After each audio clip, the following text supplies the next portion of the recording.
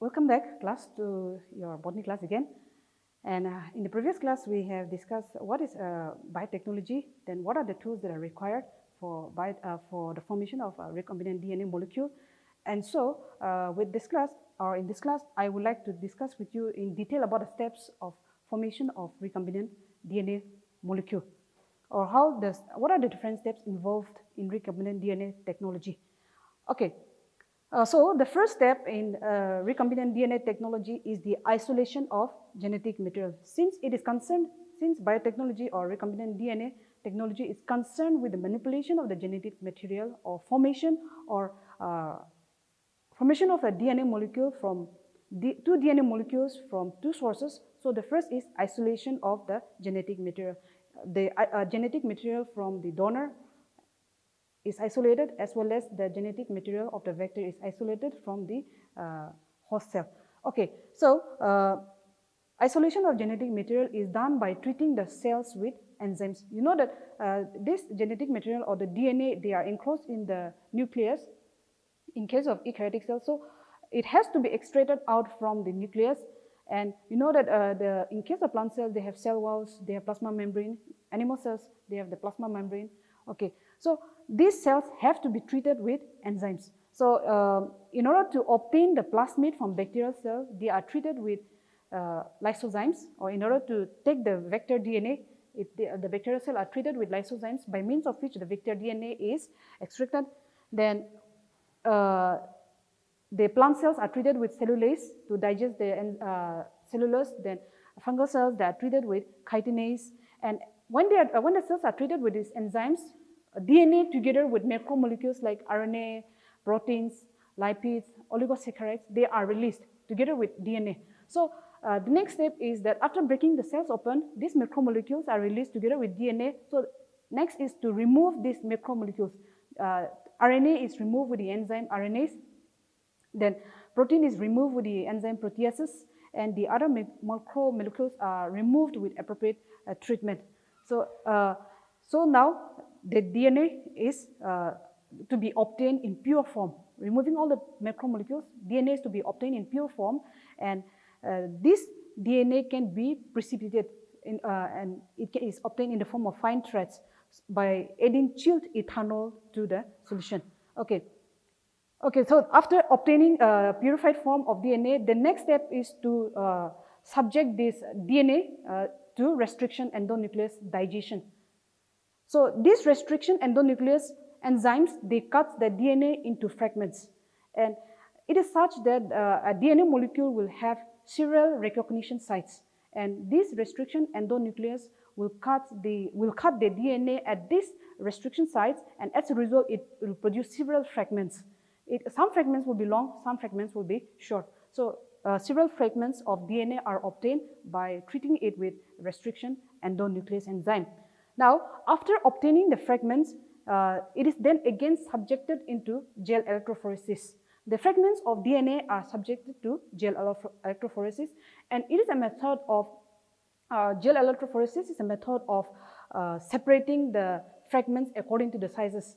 It's a method of separating the fragments of DNA according to the sizes by the application of electric field. So the fragments of DNA, they are put on a plate of a medium, which is made of agarose, which is obtained from natural wood. And so the DNA is spread over the medium or the matrix, and an electric current is allowed to pass through it. So this electrophoresis is based on the principle of movement of charged particles towards the oppositely charged end.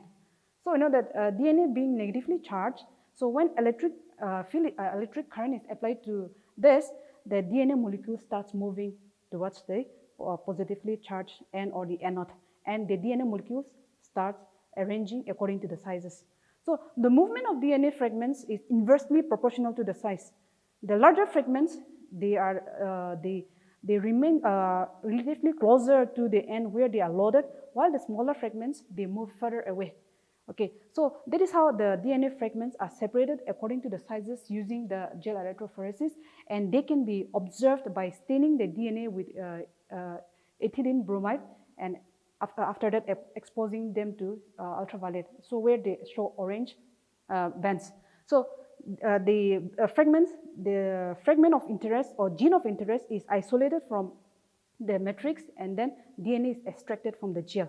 So now after extracting the DNA or the fragment of interest or the gene of interest from the matrix, it is now subjected to PCR method, polymerase chain reaction. So it is a technique of, or it's a method of making millions or making many copies of that fragment DNA or the gene of interest. So this PCR method involves denaturation, annealing, and the extension of primers. There are 3 steps: denaturation, where the 2 strands of DNA separates, and after heating to about 94 degrees centigrade, and this denatured DNA forms single-stranded DNA. Then after that, primers are added, to which these primers go and anneal themselves to the 3' end of the 2 strands, and then DNA polymerase is added to it, so that this polymerase make use of the nucleotide triphosphate, which is added to the solution, and then synthesizing the complementary strand of each of the DNA molecules. Okay, so in this way, the amount or millions of copies of DNA fragment or gene of interest is made within a short period of time. Okay, now next is after making copies of DNA, then ligation of DNA molecules. The DNA fragment or gene of interest to be cloned or to be expressed is then joined with the vector DNA. The vector DNA is also cut with the same restriction endonuclease. We have discussed that. So these 2 DNA molecules, the foreign DNA and the vector DNA, they are joined together by the enzyme ligase, resulting in the formation of recombinant DNA molecule. Okay, so now this vector, which contains the foreign DNA, is again reinserted into bacteria.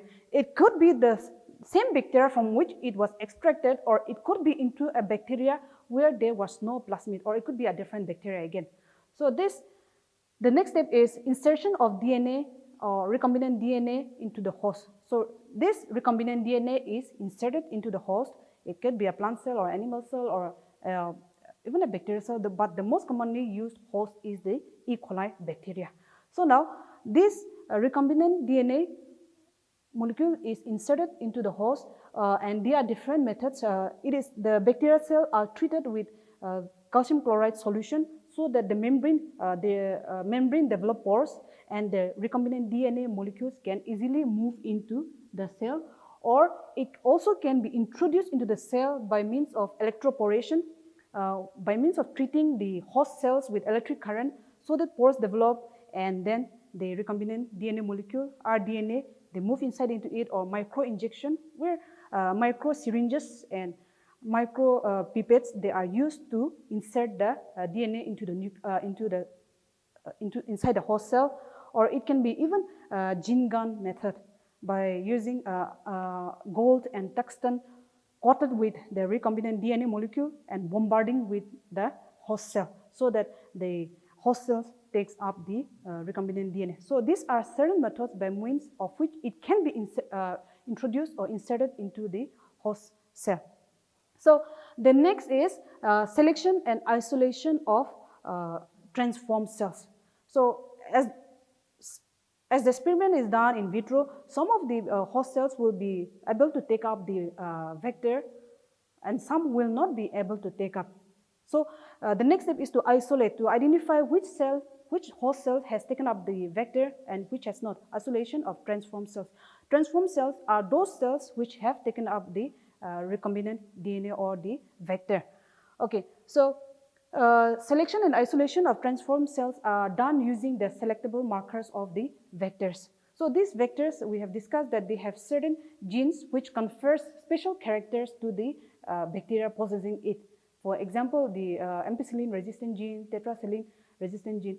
So bacteria which has taken up the vector DNA will possess certain characters, for example, ampicillin resistant gene. So when these transformed cells are cultured in ampicillin resistant gene, only those bacterial cells that have the vector DNA will be able to grow because they are resistant to it. And while the other cells or bacterial cells which does not possess the plasmid or the rDNA, will not be able to grow since they do not have the ampicillin resistant gene. So in that way, using these selectable markers, we can identify the transformed cells from the non-transformed cells, which are ultimately eliminated.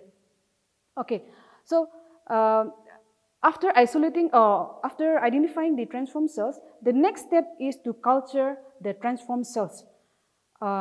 Next step is to culture the transformed cells for cloning or for obtaining foreign gene product, that is the protein. So two options, whether to culture the transformed cells or for cloning to make multiple copies of the fragment of DNA that was inserted, or to obtain the foreign gene products.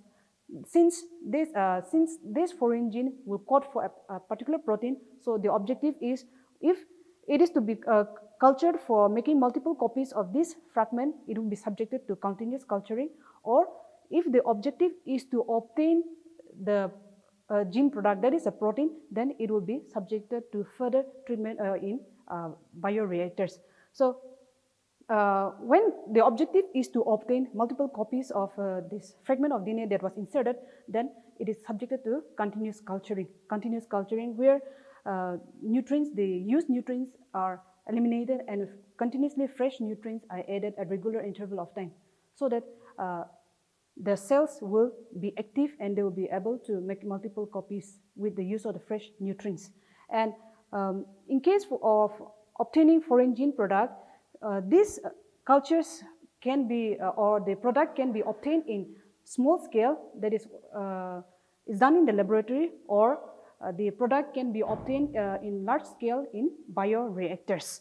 So this small scale is done in the laboratory, and the large scale, as I've said, is done in bioreactors. And these bioreactors, they are also known as fermenters. And these fermenters, it involves the processing of the microbes and the nutrients in large vessels.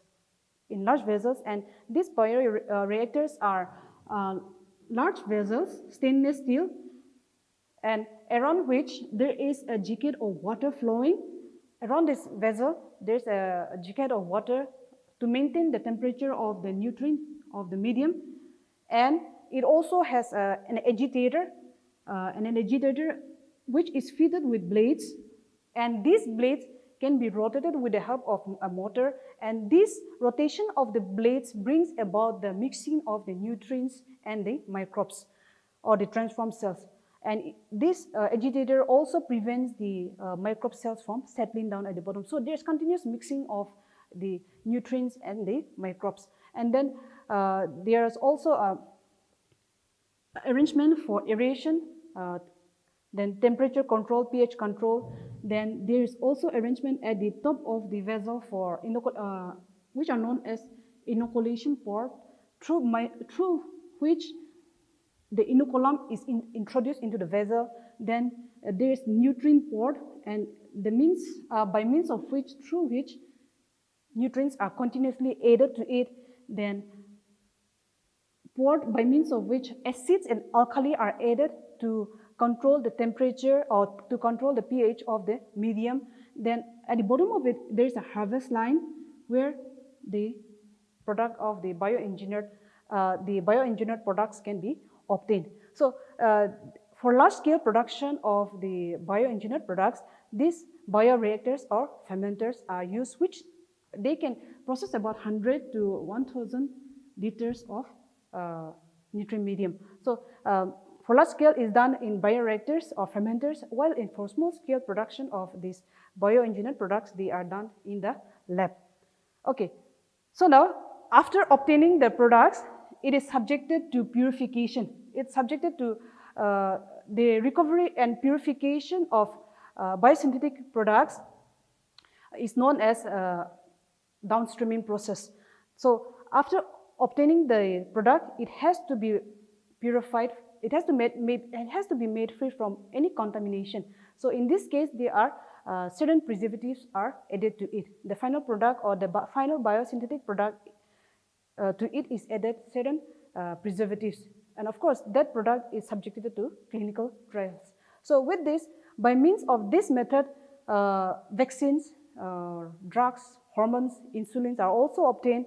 Then biotechnology has its application in the transfer of genes. So the genes can be transferred from plant to animals, from animals to plants, or from plants to microbes, or from microbes to plants, like that. Okay, so by means of this technology, gene transfer can take place. Then manufacture of antibiotics, vaccines, enzymes, drugs can be done through this method. Then there's also development of monoclonal antibodies. Then it can also, this technology can also be used for the development of organic acids, then alcohols, then production of transgenic plants, transgenic animals. Then BT cotton is an example of a transgenic plant. Then transgenic plants rich in vitamins A has also been developed by this method. Then production of development of plants varieties which are resistant to wheat, frost, then pest. Okay, and even development of gene libraries and gene banks can also be done. And development of microbes which are used for treating the pollutants, bioremediation, genetically modified microbes which can treat or which can degrade the pollutants of the environment, which is also known as bioremediation. So it can be developed through this, and also developing genetically modified microbes which increases the fertility of the soil. So this application part, it's more detailed in the next chapter. Of course, you'll learn with that. So this is how recombinant DNA technology takes place, with the process of isolation, then treating with restriction endonuclease enzyme, then gel electrophoresis, then subjected it to amplification of the gene of interest or the fragment of DNA, then insertion, then joining the two DNA molecules, insertion into the host, and allowing it to multiply in the host. As and when the bacterial cell multiplies, the vector DNA also multiplies, or it can replicate independently of the host. Even when the bacterial chromosome is not replicating, this vector DNA can replicate itself.